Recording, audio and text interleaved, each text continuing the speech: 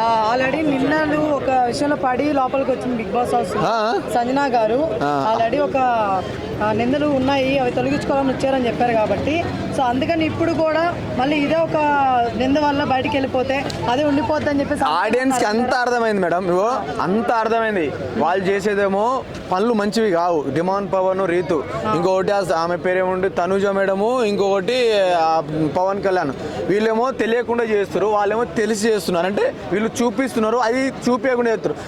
పిలిపించుకొచ్చి పవన్ నువ్వు కెప్టెన్సీ కాకుంటే మీ అమ్మ ఎంత ఫీల్ అవుతుందో లేదో తెలియదు, కానీ నేను మాత్రం బాగా ఫీల్ అవుతుంది. మరి ఏ ఫీలింగ్ లేదన్నావు ఈరోజు, ఎందుకు ఫీలింగ్స్ మా చెవులో పెడుతున్నావు? పువ్వు డమ్మి అమ్మని తీసుకొచ్చి, డమ్మి పిల్లని తీసుకొచ్చి, అసలు పేరెంట్సే రాలే నేను చూసేదానికి.